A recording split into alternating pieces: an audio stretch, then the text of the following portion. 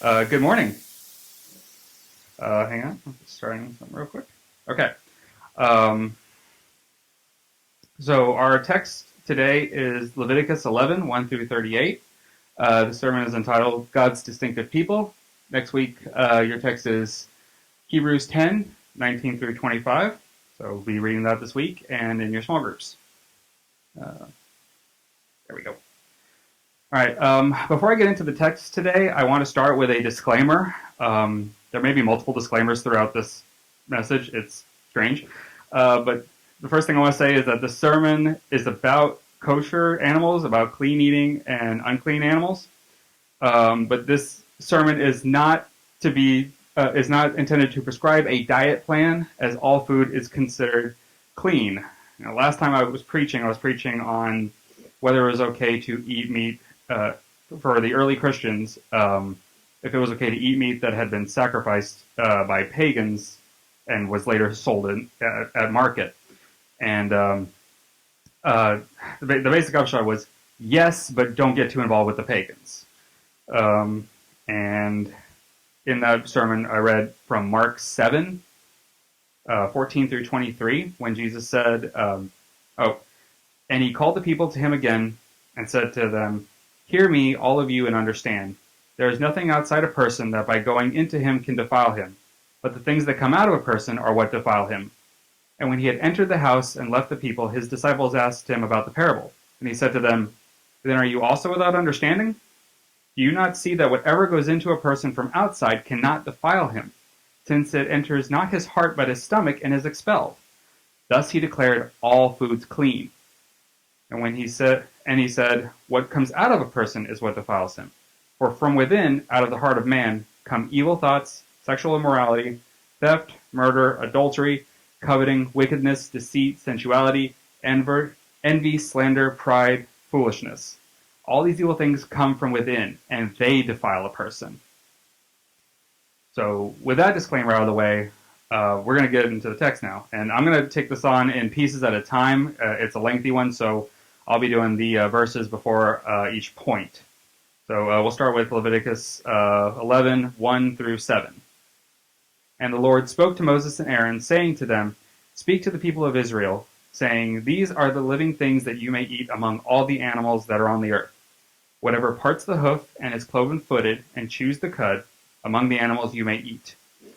Nevertheless, among those that chew the cud or part the hoof, you shall not eat these. The camel, because it chews the cud but does not part the hoof, is unclean to you. And the rock badger, because it chews the cud but does not part the hoof, is unclean to you. And the hare, because it chews the cud but does not part the hoof, is unclean to you. And the pig, because it parts the hoof and is cloven-footed but does not chew the cud, is unclean to you." Number one in your notes. The Lord is commanding these restrictions for his chosen people. And to help, he is clarifying half cases, what I'm calling half cases, and providing examples. So, for context here, God is speaking to Moses directly on a mountain, and later Moses will relay this information to the Israelites later in Deuteronomy. There's a number of rules here handed down about food practices, with slightly different phrasing. In this first section about land animals, meaning animals that walk on normal dry land, they have two rules about whether or not they're okay to eat. The first is that they must be cloven-footed, meaning it has a hoof that is split, and if it chews the cud. And that seems pretty clear that it's got to have both of these things, but God goes out of his way to provide examples for every deficiency in those two rules. So the question might arise, well, what if it's an animal that wasn't called out and is unclean and it only has one thing? He completely shuts that out flat. He gives these examples and says, because it's missing this one thing, it's not clean. So he gives the example of the camel, the hare, and the rock badger. And all of these three animals do ruminate, which is the technical term for chewing up the cud. sorry, lost my place. He gives these examples, but then he clarifies where they are deficient and why they're then not clean. And I'm sorry about this pun, but it behooves no one.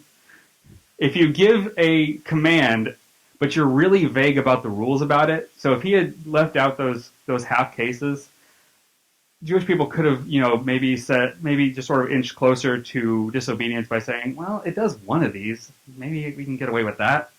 But no, he shuts that out flat. And so, let's see here. Sorry. Right. So I have to lay out the framework for this because there's a lot of subpoints in your notes, and they're all titled Retroactive Benefit and New and Old Testament Reasoning. I picked this verse because practicality in God's laws has always been an interesting topic of discussion between me and my wife. And I've especially wondered at the positive side effects of following these kosher laws. What real-world benefits do you get in addition to just following God's rules? And what I don't want the takeaway is that God has some kind of Mr. Miyagi trickery for your life, that if you follow these rules, it will sneakily improve your life. Because a God with ulterior motives is kind of a dangerous thing to think about. Secondly, if God wanted wellness in his people, in these Israelites that he's addressing, or Moses and then to the Israelites, he doesn't need to slip advice under the radar to get it done. He could easily will them all to be healthy. But there is another benefit here. There's another wrinkle here. We know a lot about, and I'm about to tell you about some hidden benefits to these rules, but they wouldn't have known those back then. And we didn't know about some of these 300 years ago. We didn't know about some of these 100 years ago. But we preached that all Scripture was profitable for all people, throughout the whole of human history. So what is this? What is the Old Testament audience benefit for this passage is something that we need to go over. And also, given that I've read Mark 7 here about all food being clean, what is our takeaway? What do we approach, and what do we get? How do we approach this, and what do we get out of it? So that's why throughout your points you'll see retroactive, Old Testament, New Testament. So that's how we're going to go through this. The next thing I want to make clear is that in the point it says the Lord is commanding these restrictions. This is not advice. These are laws. To clarify this, let's take a look at Leviticus 5, 1 through 6. If anyone sins in that he hears a public adjuration to testify, and though he is a witness, whether he has seen or come to know the matter, yet does not speak, he shall bear his iniquity. Lying. Or if anyone touches an unclean thing, whether a carcass of an unclean wild animal, or a carcass of an unclean livestock, or a carcass of unclean swarming things, and it is hidden from him, and he has become unclean, and he realizes his guilt, or if he touches human uncleanness, of whatever sort the uncleanness may be with, which one becomes unclean, and it is hidden from him, when he comes to know it and realizes his guilt, or if anyone utters with his lips a rash oath to do evil or to do good, or any sort of rash oath that people swear, and it is hidden from him, when he comes to know it and he realizes his guilt in any of these, another semicolon, when he realizes his guilt in any of these and confesses the sin he has committed, he shall bring to the Lord as his compensation for the sin that he has committed a female from the flock, a lamb or a goat for a sin offering, and the priest shall make atonement for him for his sin. So he puts about 4 or 5 different clauses before announcing when he realizes his guilt for this sin. He puts them on the level of lying, and it's on the level of having to bring an atoning sacrifice to temple for it. So, with that out of the way, I think I've got the framework out of the way now. These are laws.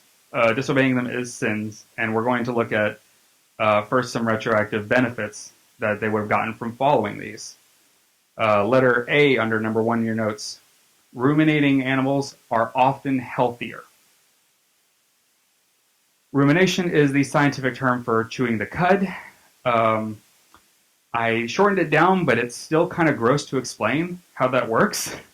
Um, Rumination is a process of regurgitating food to extract more nutrients from it. Ruminant animals have 4 stomachs, and they use the first 2 to ferment their food, digesting it. And doing this changes the nutrients there, so they get better nutrition from ordinary grass. Grass doesn't do anything for us, but for animals, it provides very important nutrients because of this process. And during this process, the fermentation kills parasites, much like fermenting beer kills the yeast that makes it the beer in the first place. So they often avoid these parasites.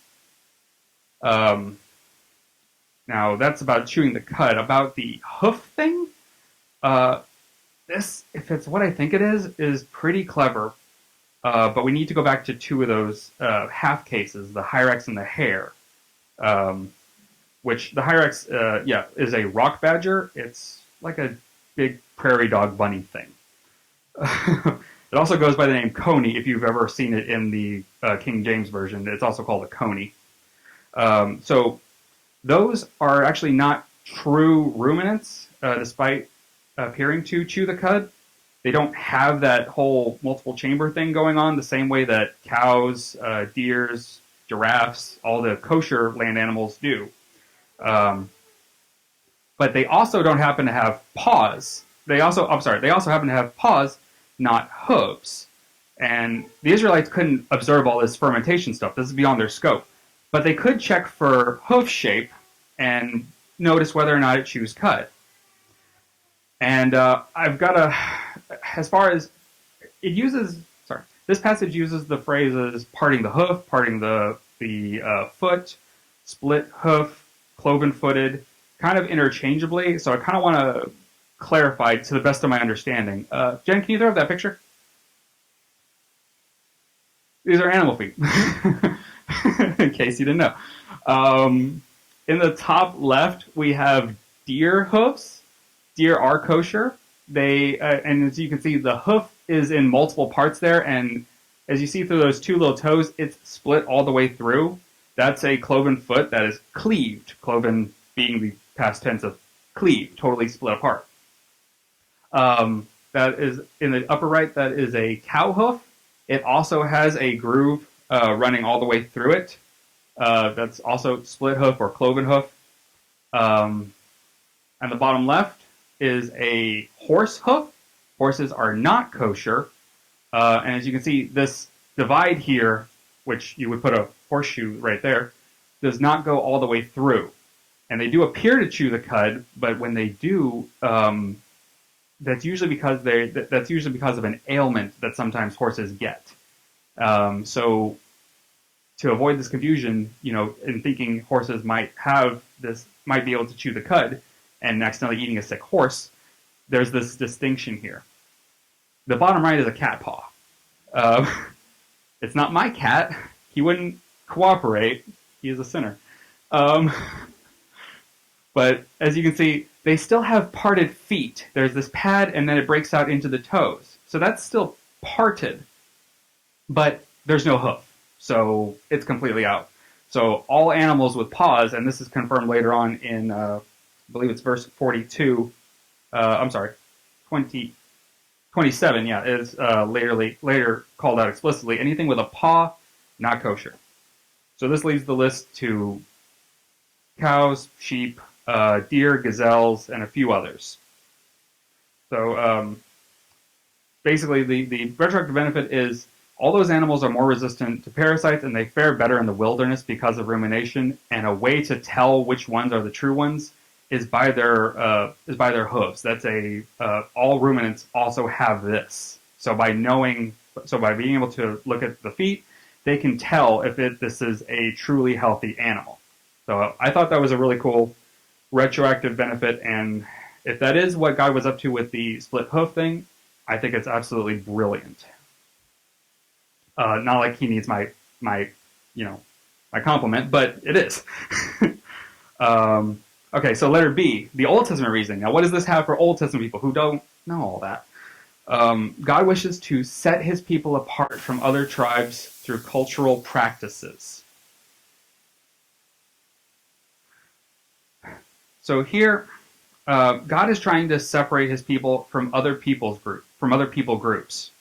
Um, Israel at this point has a very short history, and the nation of Israel has recently been influenced by sojourning in and later being enslaved by Egypt. Right now, they are in their wilderness. They're wandering in the desert right after being freed as slaves.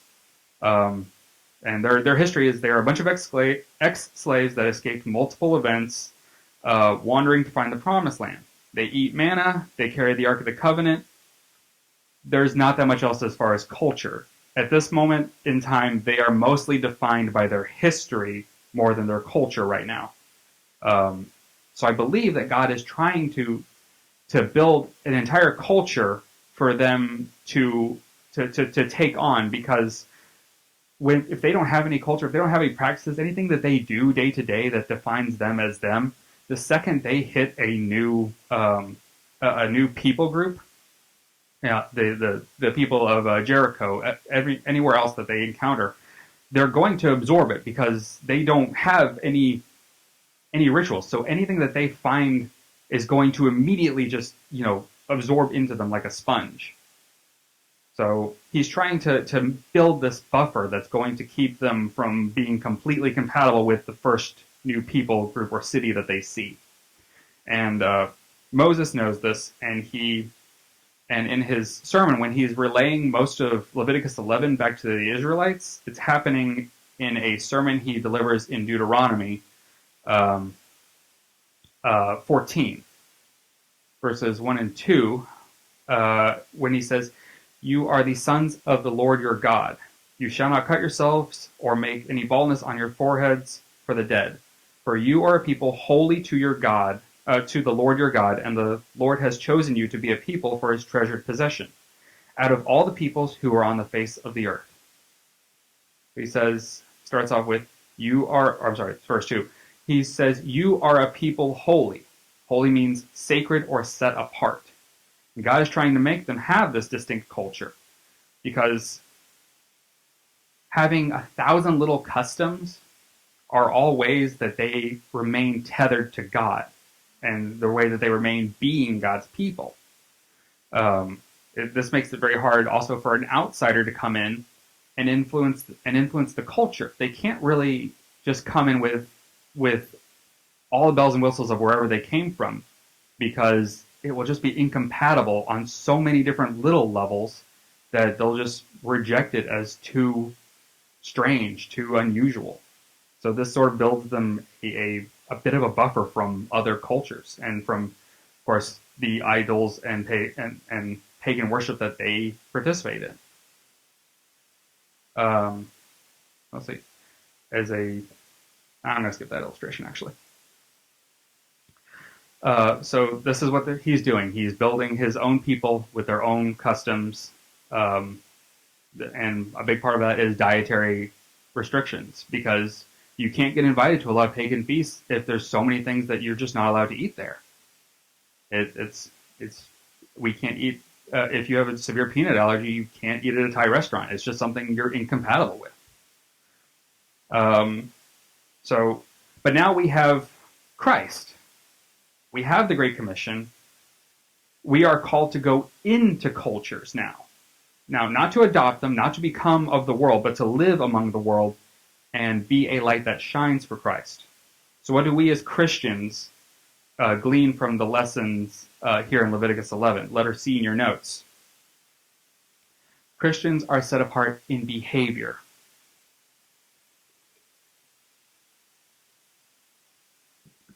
So whereas the Jewish people were easy to spot and easy to they're easy to spot and easy to know when you were inside Jewish culture, when you were in a Hebrew safe space.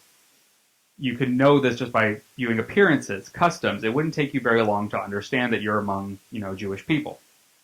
Christians, though, if you look at a row of people, you can't point out the one who's a Christian. You have to get to know them, and even still, you may not know who is a self-sanctifying Christian, someone who is increasing in sanctification, and who is just, labeling themselves a Christian but isn't actually living that life. It takes a while, and I think that's kind of the point, is that you can get among pagans longer and be a positive influence before it immediately becomes, jarring to them that you follow, Jesus. So,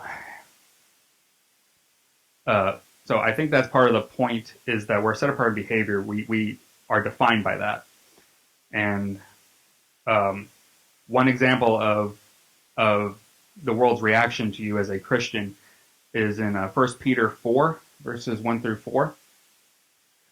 Since therefore Christ suffered in the flesh, arm yourselves with the same way of thinking. For whoever has suffered in the flesh has ceased from sin, so as to live for the rest of the time in the flesh, no longer for human passions, but for the will of God. For the time that is past suffices for doing what the Gentiles want to do, living in sensuality, passions, drunkenness, orgies, drinking parties, and lawless idolatry. With respect to this, they are surprised when you do not join them in the same flood of debauchery, and they malign you. So yeah, when they've been hanging out with a Christian and they're off to go do something that would qualify as debauchery, they see a Christian, or when they don't see that Christian engage in the depravity in whatever they're going to go do, they could get surprised that a person wouldn't want any of that. To them, in their sinful flesh, they feel that this is a great thing and that nothing is wrong with this, and it feels great. And they would be surprised that we would turn away from that. And that last verse, verse 4, they malign you. The last three words there. They, sorry, that's my spot. There we go. Just as our faith, by the grace of God, keeps us out of debauchery, the hatred that people have of giving up such a lifestyle makes them incompatible with being in Christ. Now, not coming to Christ, mind you. We all need to come to Christ for salvation because we're all messed up sinners who truly need his forgiveness. Amen? No. Okay. But as for staying in Christ, producing fruit, being truly in him, doing all these lists of sins I've read 2 lists of sins so far, doing all that stuff on the regular is incompatible with staying in Christ. Being okay with those behaviors is incompatible with that. So that separation kind of goes both ways. Your behaviors buffer you from the world's influences, and I bet you're protected from worldly influences because they don't want to, they don't really want to come to church. If they're lost in what they're doing, they don't really want to come out. But that's still no excuse for not going out to them and evangelizing. We'll get back to that. All right, let's go to the main text, verse 8. You shall not eat any of their flesh, and you shall not touch their carcasses. They are unclean to you. Number 2 in your notes, the takeaway from this is consumption and the touching of unclean animals. I have a typo that Jen so helpfully pointed out. Of unclean animals is forbidden only when the animals are dead. So the Lord is specifying that eating is not allowed of the unclean animals. Touching them when dead is also out too. But using them when alive is acceptable. Camels, on the one hand, are great desert dwellers for when they need to travel, and horses are very useful for riding and using as a beast of burden to farm, to carry things. It's referenced a few other times where unclean animals are considered valuable and useful. We'll go to Genesis 32 for the first one. All right. Please deliver me from the hand of my brother, from the hand of Esau. This is Jacob speaking.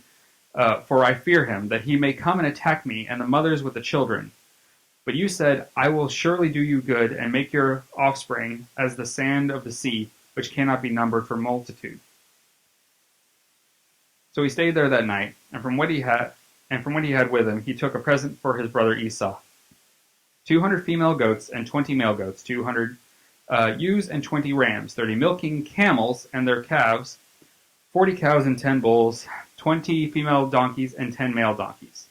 He handed over to his servants, every drove by itself, and said to his servants, "Pass on ahead of me and put a space between drove and drove."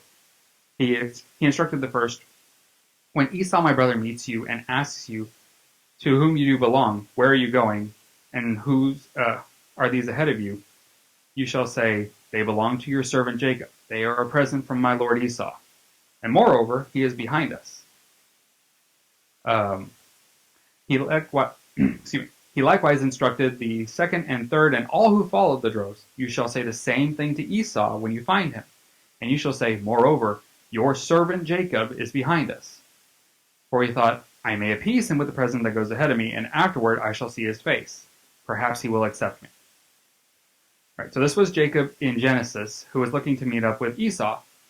And Esau, he sent a message to Esau saying, "I would like to meet up with you." And Esau says, "Great, and I'll be there with 400 men. And Jacob, as you may recall if you were here when we were doing Genesis, defrauded his brother out of his birthright for a bowl of soup, then received Isaac's blessing by impersonating him, then ran off with all of that. Jacob believes that Esau has every reason to hate his guts and want him dead. And now 400 men, along with Esau coming to meet him, doesn't help his anxiety about this. So Jacob, he's fearing for his mortality and for all the people he's got with him. He makes a tactical decision. He splits up the group, one, because he figures if they get one of our camps, the other one can survive. That's how scared he is. He's splitting up people for survival. And he sends ahead 550 animals as a peace offering. And some of it, which they aren't kosher, donkeys and camels. But donkeys are beasts of burden and great for farms. And camels can be milked and also trek deserts. So my thinking is, if my life depended on giving someone a really good gift, I wouldn't send something unclean to him. I wouldn't send something that could be thought of as repulsive or filthy. And you might be saying, but this was before Leviticus. This was before these rules. Okay, fair. I had that same voice in my head saying that. This is not written in your notes, but Genesis 7 details the flood story, in which God commands Noah to get 7 of each clean animal and 2 of every unclean animal. So there's already some notion of which are clean and which are not, but it's not spelled out explicitly in any text. So they may have known verbally, which is, in any text until now. So they may have all known verbally, and Jacob and Esau may have known clean and unclean from their father Isaac, since he was, God walked with him. So there, yeah. But if you're still not convinced, we will look at 1 Kings 4. This is after Leviticus now, and this is a passage about Solomon's wealth and wisdom. So Solomon's provision for one day was 30 cores of fine flour and 60 cores of meal, 10 fat oxen, 20 pasture-fed cattle, 100 sheep, besides deer, gazelles, roebucks, and fattened fowl, all kosher. For he had dominion over all the region west of the Euphrates, from Tipsah to Gaza, over all the kings west of the Euphrates. And he had peace on all sides around him, and Judah and Israel lived in safety, from Dan even to Beersheba, every man under his vine and under his fig tree, all the days of Solomon. Solomon also had 40,000 stalls of horses for his chariots, and 12,000 horsemen. And those officers supplied provisions for King Solomon, and and for all who came to King Solomon's table, each one in his month, they let nothing be lacking. barley and also straw for the horses and swift steeds they brought to the place where it was required, each according to his duty. So he has 40,000 stalls of horses. So up to 40,000 horses. And Solomon, being king of Israel, a good number of the people working under him, these 12,000 horsemen, some of these stable hands, they've got to be Jewish. They've got to be Hebrew under them. It's just that just makes the most sense. So an entire support system for 40,000 horses means that Hebrew people are going to have to touch them at some point. They're going to have to use them, feed them, care for them, clean up after them. And he's got them. He's obviously using them. So use of these unclean animals when they're dead, using these unclean animals while they are alive is fine. Now, about what happens when they die. Because when you have 40,000 horses, those don't last forever. So my thinking is there has got to be other foreigners or non-Jewish people in whatever lands that the Hebrew people are settling. People who are coming and going, sojourners, merchants, or just other people who happen to reside in the area but don't practice. And you obviously need these people to take care of those people, to take care of those animals when they pass, when they die. So the question is it okay to further profit from the animal after it's dead? And also, what do you do with it? Moses has thought of this and makes this provision in the sermon that he gives in Deuteronomy, back in Deuteronomy 14. You shall not eat anything that has died naturally.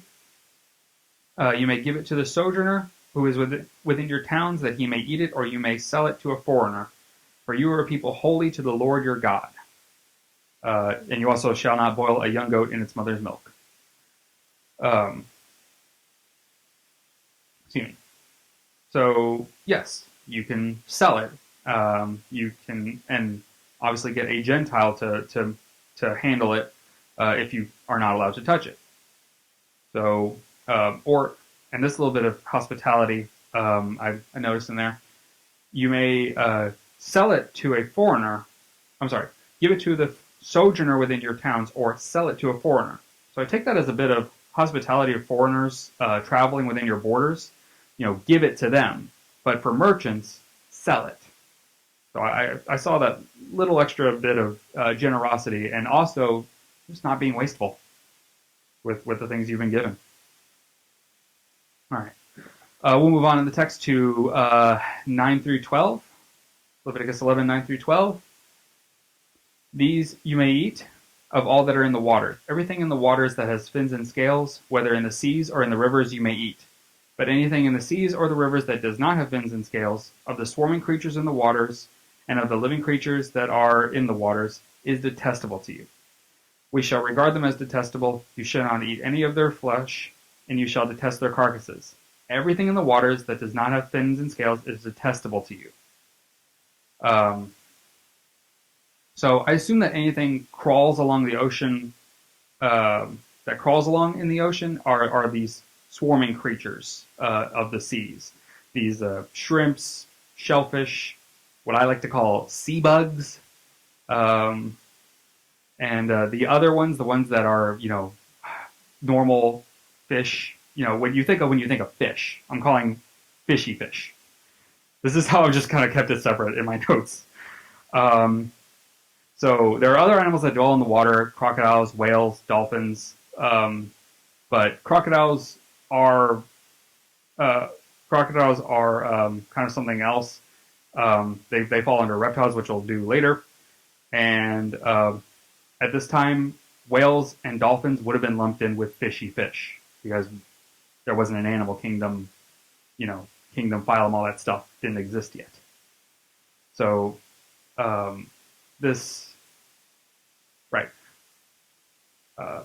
letter. I've completely skipped over the point. Number 3 in your notes. The phrasing of the water animal section is similar to the phrasing used in the land animal section, extending the clarity about half cases. So in this creatures of the sea paragraph, it doesn't clarify about half cases. What if something has fins and no scales? What if something has scales and no fins? But given that it's butted up right up against all the land animal clarifications, I take it that that same policy about half cases extends down there. So does that track? Yeah. Um, and I wanted to find a verse, a passage in the Bible that sort of that quickly does this, but I feel like a lot of the times in other parts of Scripture, we get these repetitious story blocks, a bit like in Ezekiel when all those condemnations are being handed down. It's slain with the sword, dying in a pit, uncircumcised, and it just kind of scrambled around, and eventually, the phrase "dying in a pit with the sword" just becomes shorthand for all the other things I didn't like about this group of people. So it's kind of, and I was trying to find a verse that basically says, and so on and so forth. The Genesis passage with all the gift animals sort of did this. He said, and then with the next ones, he said the same thing. It's basically a yada yada.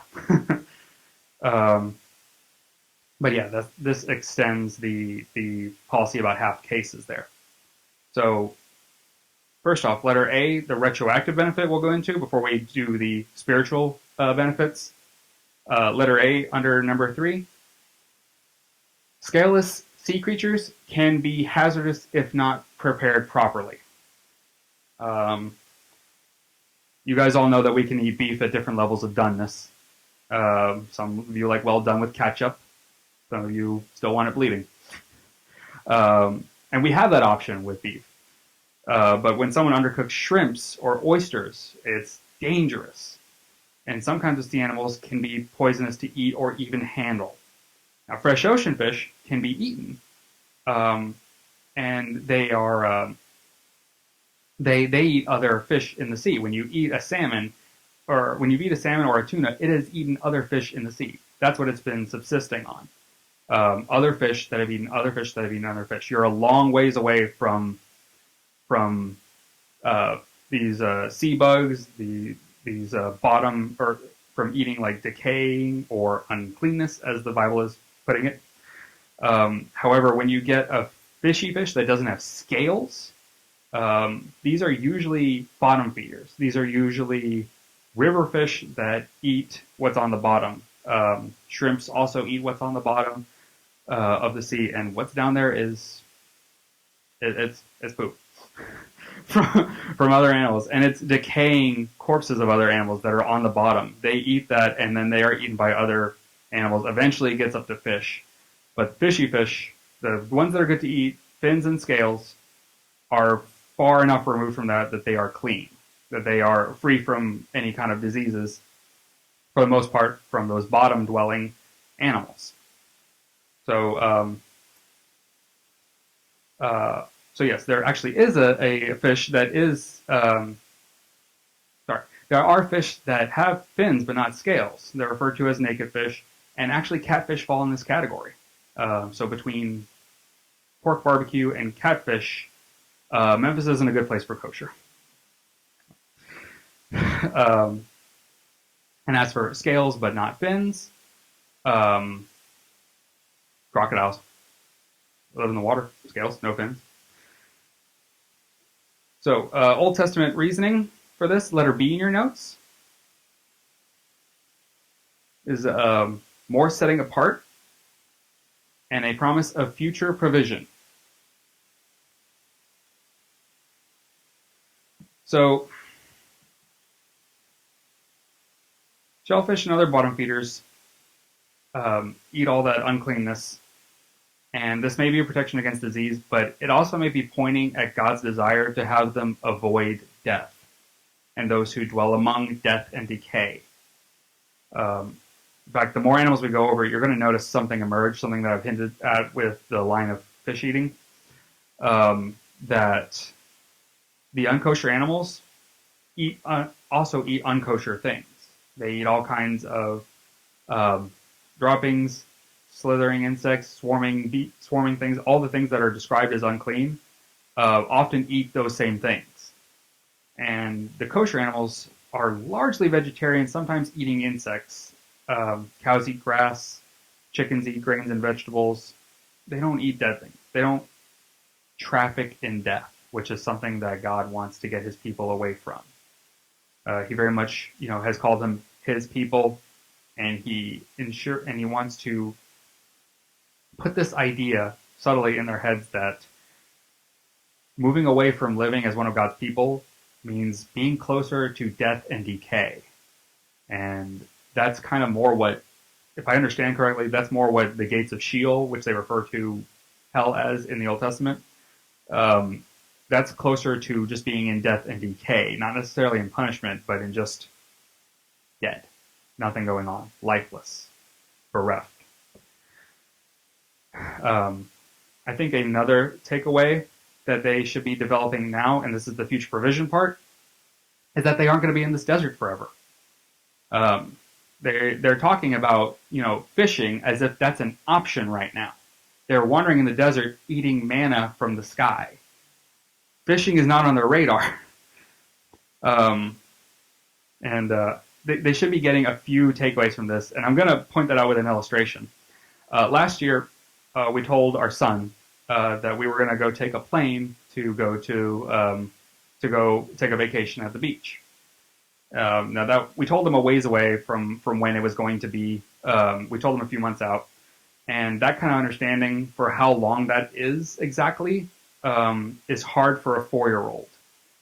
But when we start doing things closer to time, like practicing, like, hey, you're going to be at the airport, you're going to have to take your shoes off, you're going to have to put your backpack in a tray, and you're going to have to listen to what these security people tell you. And when we say, now, when you get to a beach, you need to stay close to mommy and daddy. You need to not wander off, not get close to the water unless we are, holding on to you. And start practicing, swimming and control your breathing around the water. What he should be picking up on, and what the Israelites, after being promised the promised land hundreds of years ago, should be picking up on, is that two things. One, the time is very soon to apply all this. You're going to get the promised land. You're going to get there. And two, when you get there, you need to act right. They're about to get the promised land soon, and they need to be the right people to receive this.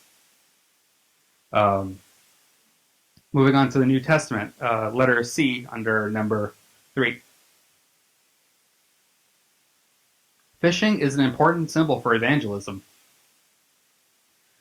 Fish are a huge symbol in the gospel for evangelism, and I think that's why they are allowed, because that's one of the reasons they are allowed, is because that knowledge of that language of going fishing for people, or going fishing wouldn't really mean much to them if they weren't already accustomed to it.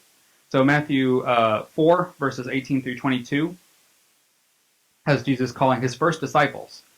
While walking by the Sea of Galilee, he saw 2 brothers, Simon, who is called Peter, and Andrew his brother, casting a net into the sea, for they were fishermen. And he said to them, "Follow me, and I will make you fishers of men." Immediately they left their nets and followed them. And going on from there, he saw 2 other brothers, James the son of Zebedee and John his brother, in the boat with Zebedee their father, mending their nets, and he called them. Immediately they left the boat and their father and followed him.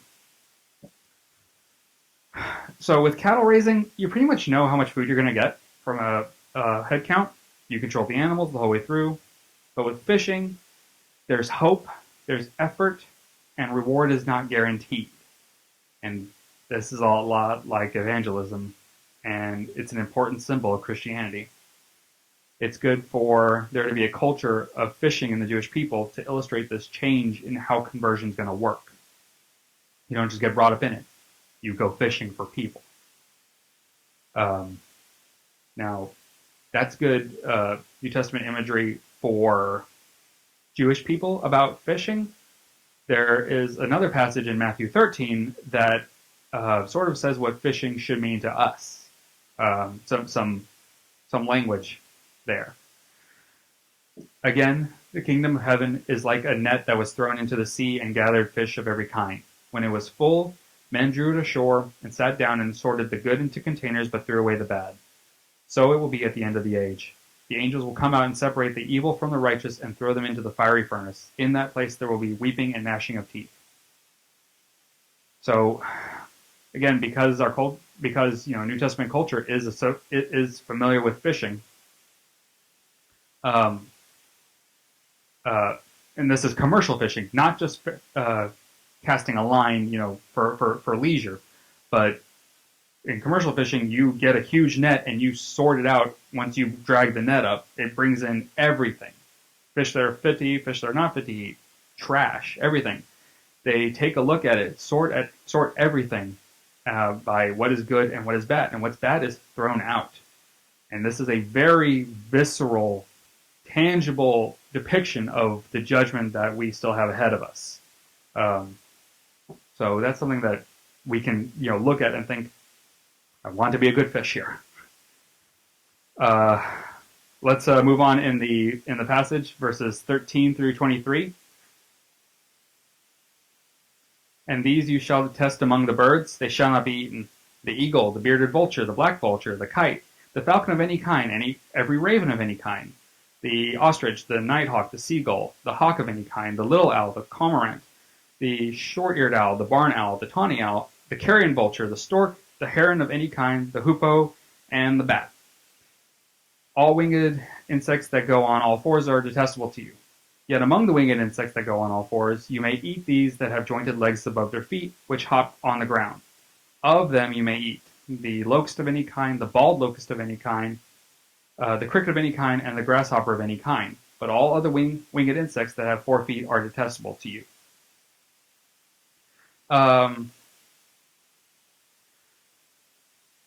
Referencing verse 19 about the stork, heron, hoopoe, and bat. I had to take a moment when I was reading through that, because it's 2020 and the command to not eat bats means something this year. And the response, I have to admit, my initial response was, see, we should have just kept kosher. We wouldn't have eaten bats. No, no, that's the most important reason for not wanting. The most important reason why we shouldn't react that way is because we still have Mark 7. We still have that all foods are considered clean. These things just happen. We live in a fallen world. So the response that I've settled on for that is, Now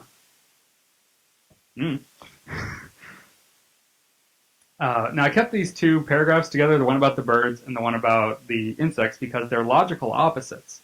In the bird paragraph, God is specifically saying which birds are unclean, which I take to mean that all the other ones not mentioned are fine. And that 1 Kings passage mentioned fat and fowl, so basically all birds are okay, except these specific 20 species. And with the bugs, it's the exact opposite. So that was very interesting. All of them are detestable. All of them are unclean, except these 3 or 4. So opposite. So he breaks that out from the overarching rules of the land and sea animals. And so I like that. I appreciate that he has structured this in a way that basically doesn't confuse and keeps them in their own little buckets with rules that don't overlap very much. And on the note about things that go on all fours being in the insect verses, mostly it's a figure of speech. We know that insects have 6 legs. We know that crawling things have 8 or more. Going on all fours is mostly just figure of speech. It might also be that with insects like crickets and grasshoppers, they would have maybe thought of the first 4 feet as just as their walking feet, and the last 2, the ones that are jointed above the foot, as their leaping legs. They would have sort of thought of those as separate. So if anyone,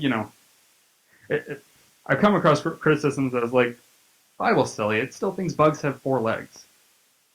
It's an expression. It's just an expression. Now, we know that there is one specific instance of a Bible character that eats insects, namely locusts, um, and he is in Matthew 3, verses 1 through 6. In those days, John the Baptist came preaching in the wilderness of Judea. Repent, for the kingdom of heaven is at hand. For this is he who was spoken by the prophet Isaiah when he said, the voice of one crying in the wilderness, prepare the way of the Lord, make his path straight.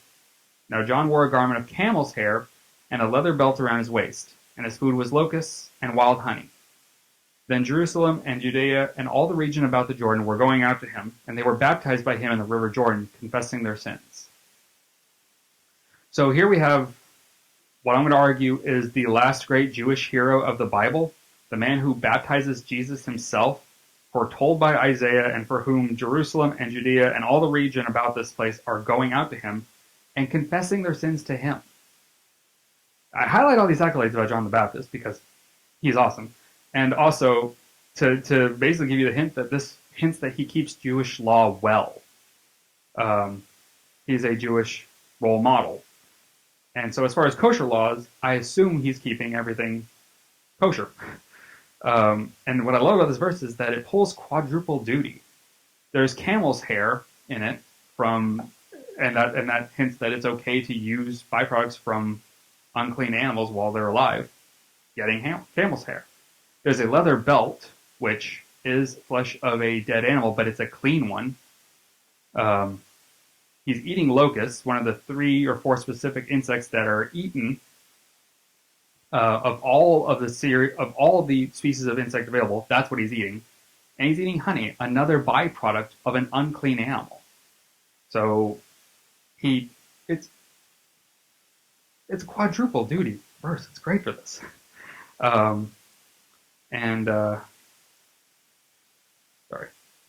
Sorry, I missed my point right there. So yeah, he backs all of this up, and okay, sorry. So let's look at the benefits, the physical retroactive ones first. Letter A under point 4. Avoiding carrion diseases and poisons. Of that list of 20 bird groups, including the bats, again, they would have considered bats birds. 13 of them have carrion or decaying animals as a main staple of their diet. These are the birds of prey, the seagull, hoopoe, and the bat.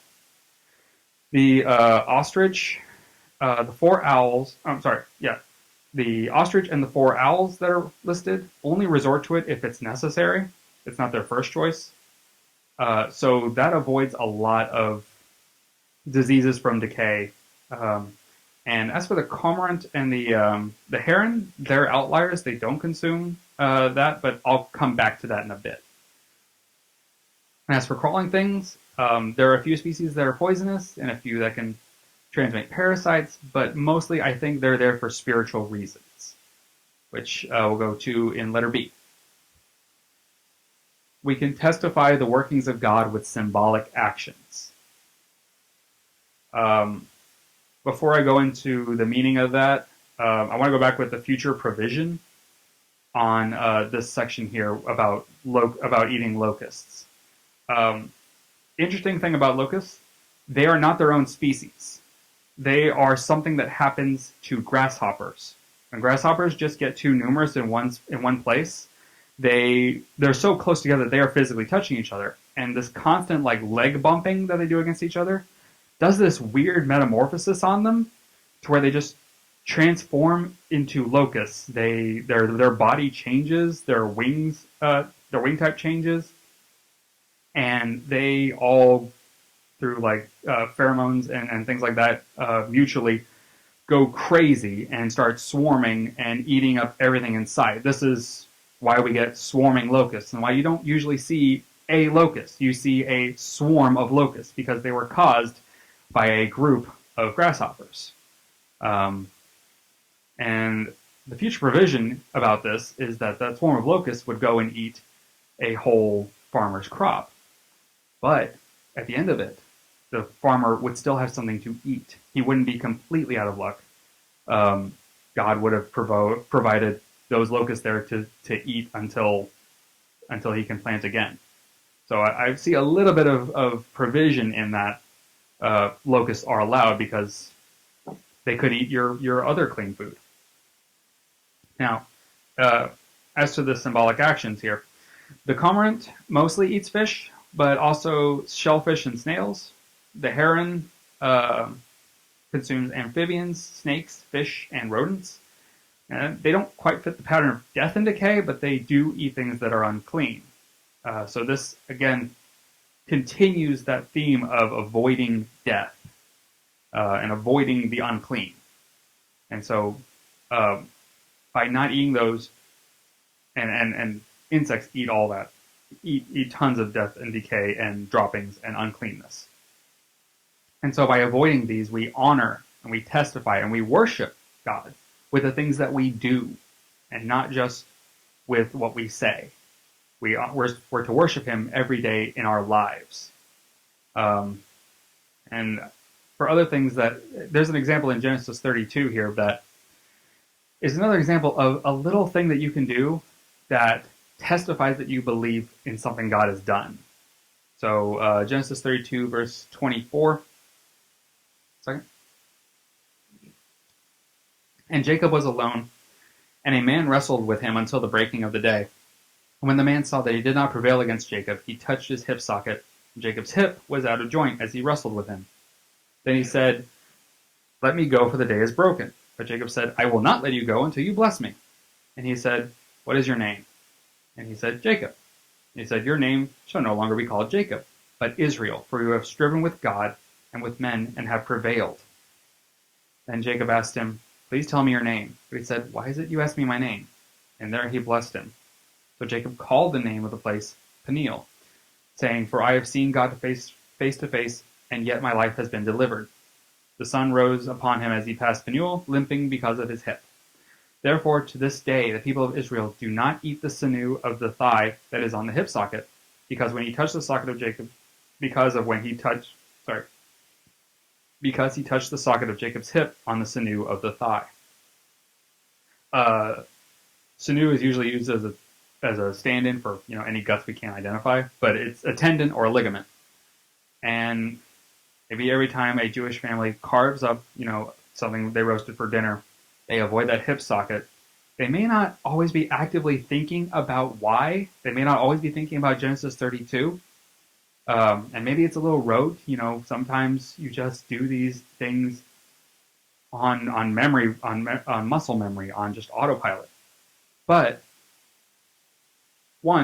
it's one more little thing that tethers you back to your faith. It's those 1,000 little things that just keep you in your faith, whether you're Jewish or Christian.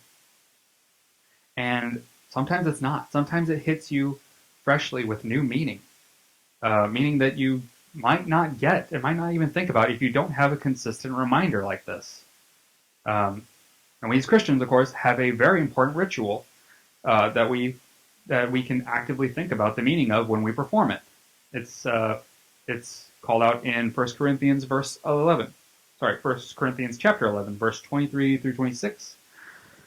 "For I received from the Lord what I also delivered to you, that the Lord Jesus on the night when he was betrayed took bread, and when he had given thanks, he broke it and said, 'This is my body, which is for you. Do this in remembrance of me.'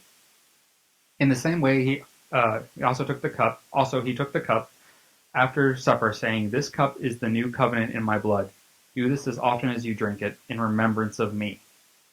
For as often as you eat this bread and drink the cup, you proclaim the Lord's death until he comes.'"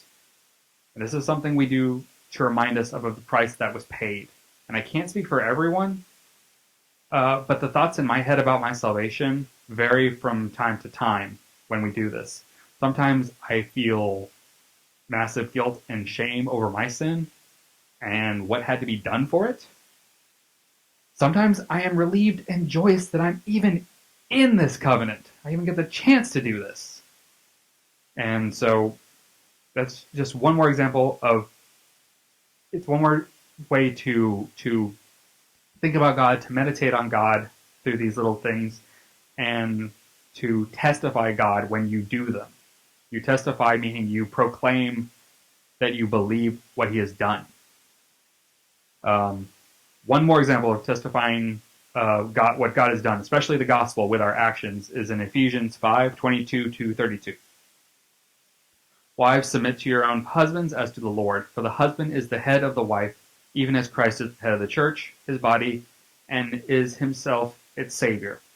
Now as the church submits to God, so also wives should submit in everything to their husbands. Husbands, love your wives, as Christ loved the church and gave himself up for her, that he might sanctify her, having cleansed her by the washing of water with the word, that he might present the church to himself in splendor, without spot or wrinkle or any such thing, that she might be holy and without blemish. In the same way, husbands should love their wives as their own bodies. He who loves his wife loves himself, for no one ever hated his own flesh, but nourishes and cherishes it, just as Christ does the church, because we are members of his body. Therefore a man shall leave his father and mother, and hold fast to his wife, and the two shall become one flesh. This mystery is profound, and I am saying that it refers to Christ and the church. I like that last verse. Just as he's saying, this whole thing is a symbol of the gospel, if you haven't figured this out. I am saying it refers to Christ and the church. And so when we do marriage well, we proclaim as a symbol to each other, your spouse, you, that you believe in the gospel, and because you're trying to act it out right now. You're trying to reenact the gospel here in real life, or in right now. And when others see it, it is a light on the hill. It's proclaiming outwardly the gospel. We'll go real quick through verses 24 through 36 in the main text. And by these you shall become unclean. Whoever touches their carcass shall be unclean till the evening. And whoever carries any part of their carcass shall wash his clothes and be unclean until the evening. Every animal that parts the hoof, but is not cloven-footed, or does not chew the cud, is unclean to you. Everyone who touches them shall be unclean. And all that walk on their paws, among the animal that go on all fours, are unclean to you. Whoever touches their carcass shall be unclean until the evening, and he who carries their carcass shall wash his clothes and be unclean until the evening. They are unclean to you. And these are unclean to you among the swarming things that swarm on the ground: the mole rat, the mouse, the great lizard of any kind, the gecko, the monitor lizard, the sand lizard, and the chameleon. These are unclean to you among all that swarm. Whoever touches them when they are dead shall be unclean until the evening. And on anything on which any of them falls when they are dead shall be unclean, whether it is an article of wood, or a garment, or a skin, or a sack, any article that's used for any purpose. It must be put into water, and it will be unclean until the evening, then it shall be clean.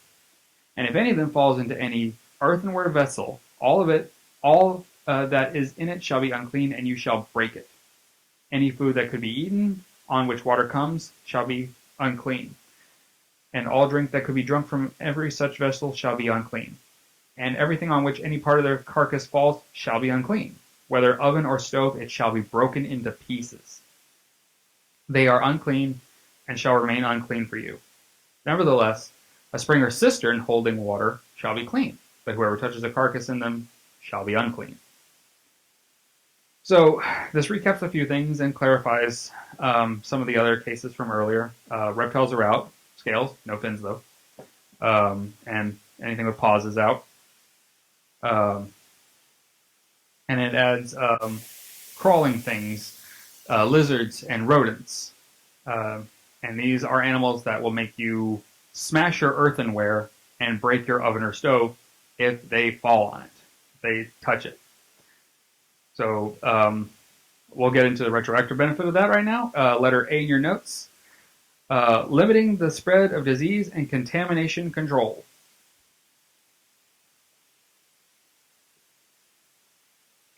It's no secret that rats and mice carry disease and parasites. They shut down restaurants if they spot a rat. As for lizards, I'm sorry, there's more gross stuff ahead. Most lizards carry salmonella on some part of them. Turtles carry botulism. Chameleons can carry pinworms, giardia.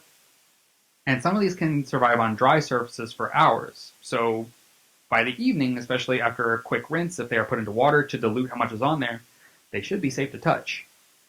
Now, food containers and bowls back then would have been made of earthenware, which would have been mostly clay back then. Um, Also, ovens were usually like clay cylinders that you would stick bread to or things on the side of to cook, similar to like a tandoor, if you know what that is. Um, and I couldn't find much on what stoves looked like back then, but from what I can tell, if you had a fire going in your home, the hearth would be very hot, and you could place a place some sort of surface there, clay, to roast food next to the fire with, and that would have been something like a stove back then. Now clay is porous, and that means it has lots of little holes all through it, and it absorbs liquids. So the carcasses that touch this, that have these kinds of diseases, that stuff could be absorbed into the clay and be easily spread onto future meals. So something gets in, some of those germs get into a hole, they retain a little moisture longer, then some food hits it, they come back out when water from the food comes back out. It'll go right back onto the food and make someone sick. So that may be the reason. That may be one reason for the drastic, smash it if it touched it attitude. As for cisterns and springs, a cistern is kind of like a well. It's buried, but not deep enough to get at the groundwater. Its whole purpose is rain collection. So it would go into rain from your roof would sort of funnel down into a cistern. So both of these have fresh water that keeps getting replenished. Springs are just constant flowing water. So I'm thinking it's okay if stuff falls in there because you can't exactly smash a spring or dig up a cistern and throw it out every time. And also, whatever contamination enters in there is pretty quickly diluted. But I think mostly the reasoning there is the Old Testament and New Testament reasoning, letter B. Get the Israelites to understand sin's contaminating effects.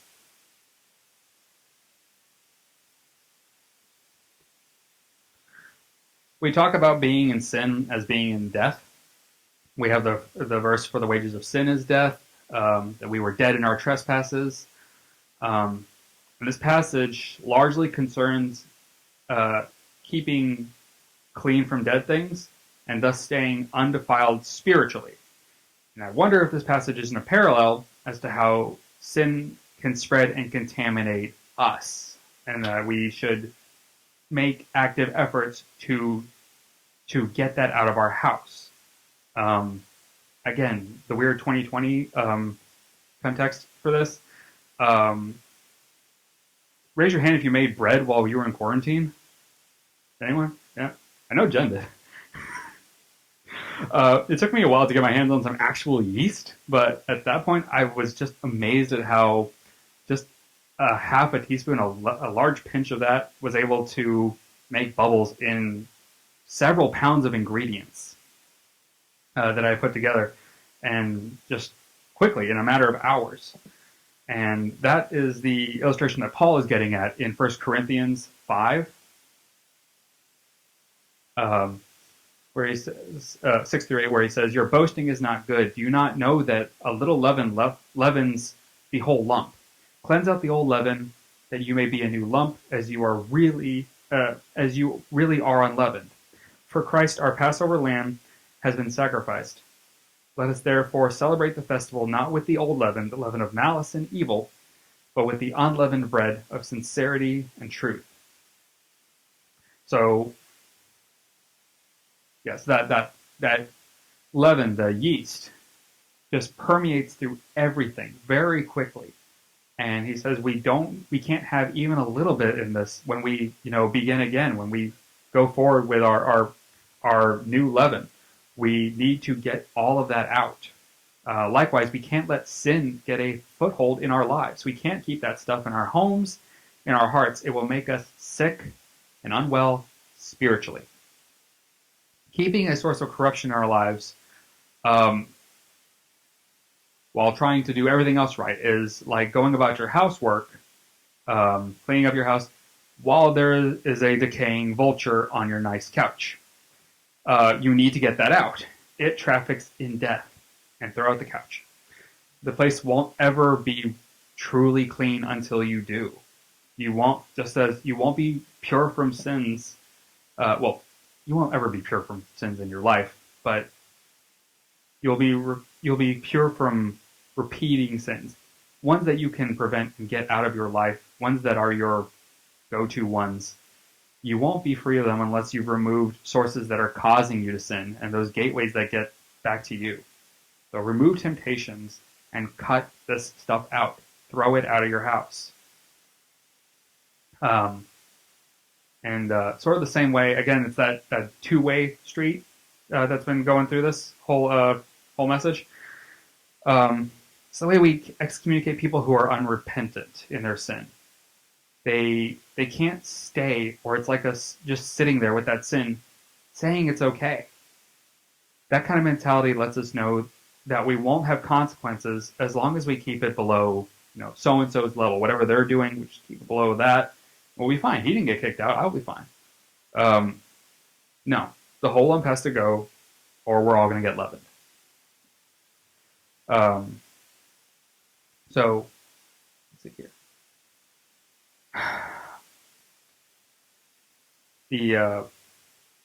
The nature of sin here is pervasive, and through this text, it touches everything, and everything that was in water with it gets unclean as well.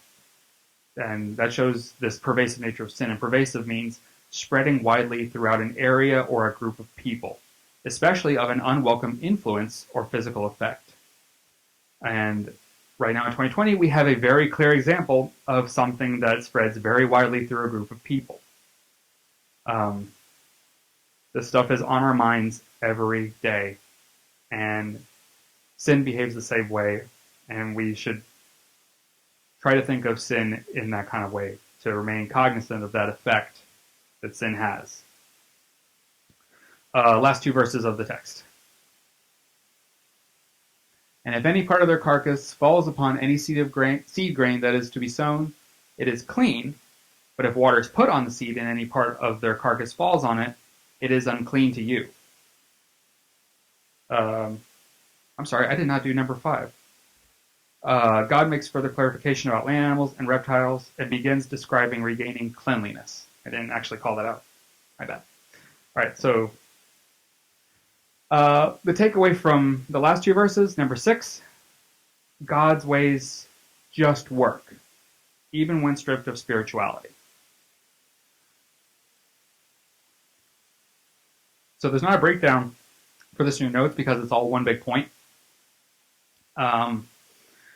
And basically, summing up it, the text is that if a dead unclean thing falls on seeds, that's fine unless there was water that was going on at the same time, and that seems pretty obvious, because if the seeds touch a dead thing, seeds have a barrier on them that protects them, so they're good. But if the dead thing touches water, the germs from that get into the water, the seed absorbs that water, seeds go bad, plants die. So it's simple, it's unfit for planting, probably a non-starter. I tried to find a spiritual significance to this. It seems like there should be one there, but the commentaries I read on either don't mention these verses at all, very inconveniently, or they make some sort of weird case about how the seed is supposed to die and be reborn, but it was a stretch. I could also go with parable of the sower, but that again was also a bit of a stretch when me and Lewis tried to flesh that one out. So the takeaway is God just has practical wisdom for us. That's it. Take away the miracles from the Bible, the supernatural, and any divinity, and every time the Lord speaks, just pretend for a second that it's just a person. What you're left with in the Bible, then, is a lot of stories that have a moral or a lesson to learn from it, and a lot of good advice. The beginning of wisdom, it says, is fear of the Lord. But if you just want good advice, the Bible has tons of it, and Proverbs is the go-to, trove of simple, practical wisdom. So we're going to read just a few. Proverbs 22:3. The prudent sees danger and hides himself, but the simple go on and suffer for it. No great mystery there. Um, someone careful hide himself from danger. The simple will go on suffer. That's every horror flick where someone wants to check it out. You will suffer for it. Um, so they're just sometimes there's just natural consequences. They don't have to be handed down from heaven. Uh, and 22:10, later in that same chapter, drive out a scoffer and strife will go out, and quarreling and abuse will cease. That's again, no one's going to argue that. If you remove a mocking guy from a quarreling room, the whole room is just going to get more calm. There might even be some bonding over that guy was a jerk, right? It just helps. Last one, Proverbs 23:9. Do not speak in the hearing of a fool, for he will despise the good sense of your words. Yeah, I mean, we've just been talking about someone who just doesn't get the whole picture and just misquotes you and just kind of gets more enraged the more you start to make sense. You heard that phrase, never argue with an idiot. They'll bring you down to their level and beat you with experience. The takeaway is pretty simple, and it's secular, and it makes sense, to everyone. Don't entertain foolish behavior, and people are going to hate it when you make sense if they are thinking else otherwise. Just don't. I was going to say that the normal adage pearls for swine, or don't give pearls to swine, but then I remember that is also biblical. The point is, following God's ways makes your life easier. It just makes your life easier or better in terms of practicality. The world's still going to hate you, but there are still just tons of practical lessons. If you don't have premarital sex, you don't have to worry about a lot of things. You don't have to worry about baggage. You don't have to worry about unwanted consequences. And if you don't check up before marriage, you resist a lot of those problems. You also don't have to worry about what happens if it doesn't work out and you have to break a lease with someone that you now hate and divvy up all the stuff you got together. It just removes so many things. And just real quick going through just simple lessons I was trying to find through Proverbs and other passages. Being honest makes you more trustworthy so you can have better relationships and business partners. Avoid debt. Teach your children how to choose right from wrong, and they will choose, and they will. The whole render to Caesar thing, that's just pay your taxes. Don't gossip. Don't kill people. Some of these things you can argue on, right or wrong or, the best way, but if you follow them, you just end up in less trouble, that's for sure. And the whole overarching thing is that we are to be distinctive by following these ways of God. Whether or not we understand now, because the Israelites back then didn't understand half the stuff that I explained in Retroactive Benefits, but they followed God, and they, most importantly, honored him and glorified him by following his ways, by becoming a distinctive people. They kept themselves from corruption and those influences. And that's how we should live as well. We do what God tells us to do so that it will go well with us. Maybe not today, maybe not tomorrow, maybe not practically ever in this life, but it will someday go well. Lord, we thank you for the ways over the whole of creation that you have lowered yourself to us, that you have taken fallen people and called them your people, that you have taken us and called us your children. You have let our lives honor you, you have let our lives honor you and testify the gospel. Please help us to purge corruption from our lives and to live in an undefiled way. We also pray for our church members who are sick, that they would make full recoveries soon. In Jesus' name we pray. Amen.